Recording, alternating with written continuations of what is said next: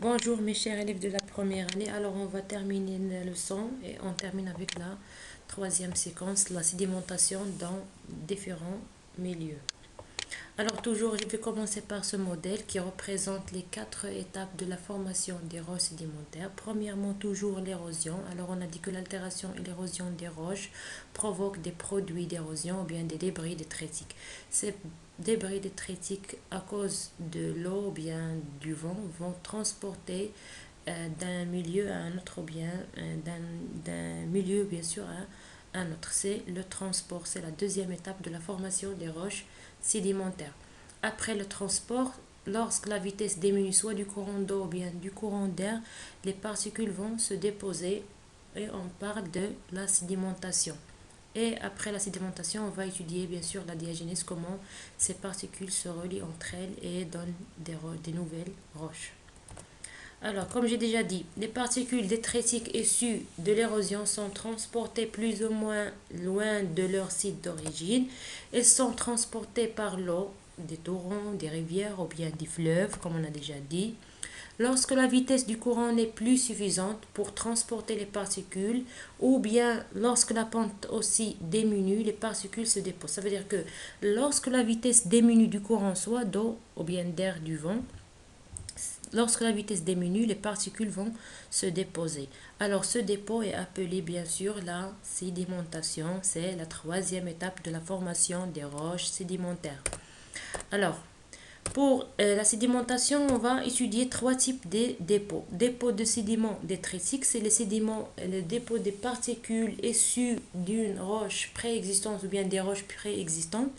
Et dépôt des roches d'origine chimique, c'est la sédimentation, bien sûr, des roches ou bien des éléments chimiques lors de l'évaporation de l'eau de mer ou bien des éléments chimiques. Et troisième dépôt, c'est le dépôt d'origine biochimique. C'est là où on trouve l'accumulation des restes des êtres vivants qui s'accumulent pour former des roches sédimentaires. Donc, bien sûr, des milieux marins ou bien des... Alors, on commence notre première activité, les dépôts de sédiments détritiques.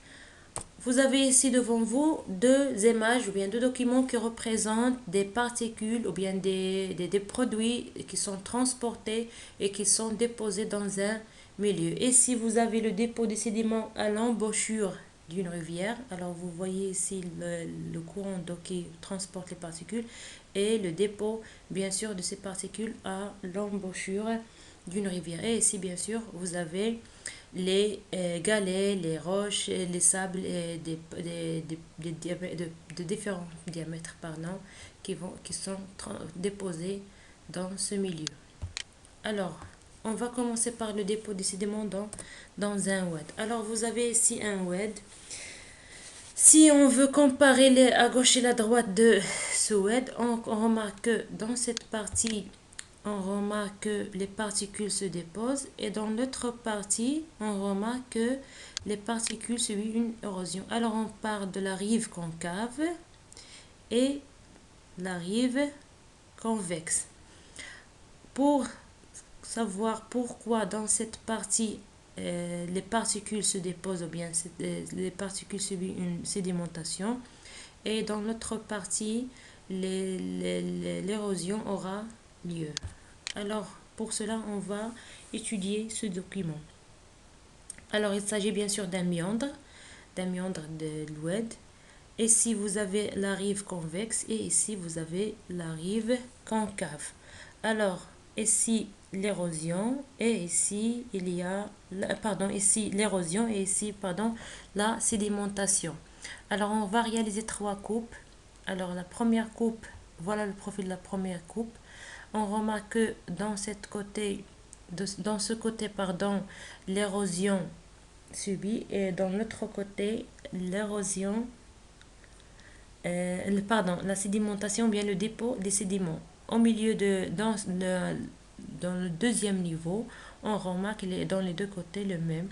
Mais dans le troisième niveau, on remarque dans ce côté ce niveau, les particules subissent une érosion et dans l'autre côté, ou bien au niveau de cette partie, les particules se déposent. Alors pourquoi cette variation, ou bien pourquoi on trouve dans ce niveau la sédimentation et ce niveau l'érosion?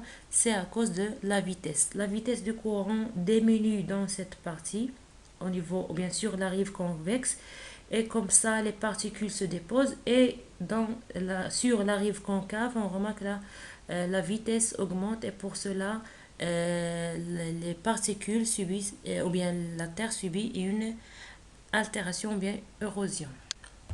Alors comme bilan, l'érosion sur la rive, on trouve l'érosion sur la rive concave, et au milieu de la rivière ou bien de l'oued, le transport des particules sédimentaires, et sur la rive convexe, le dépôt des particules. Alors qu'en conclusion, dans un méandre, l'érosion se fait sur la rive concave à pente raide, là où la vitesse du courant est la plus grande. Au contraire, le dépôt des particules sédimentaires s'effectue sur l'autre rive convexe, là où bien sûr la vitesse du courant est plus faible. Alors, et comme ça, on peut euh, établir une relation entre la vitesse du courant d'eau et le dépôt, sur le dépôt des matériaux.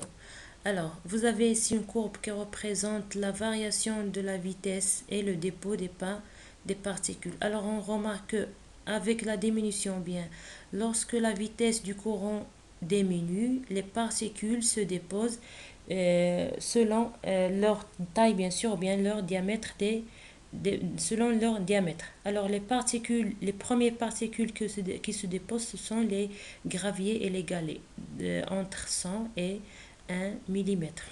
Puis les sables, puis les particules argileuses.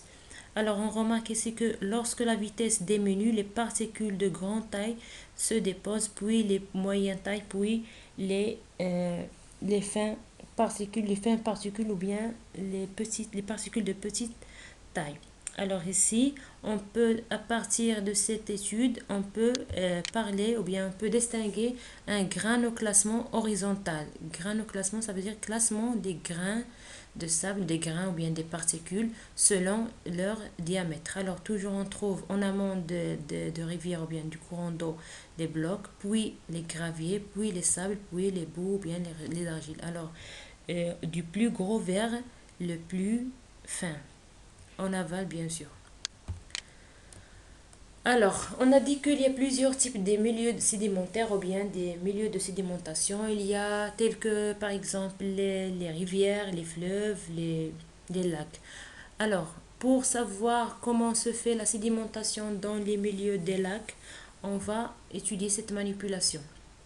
Alors, on va placer dans une éprouvette remplie d'eau des graviers, de sable et de l'argile. Bien sûr que les graviers, les sables et l'argile, c'est des particules, ou bien c'est des produits d'érosion de différentes tailles. Alors, on va secouer le contenu de l'éprouvette, puis on laisse le mélange se déposer. Et après,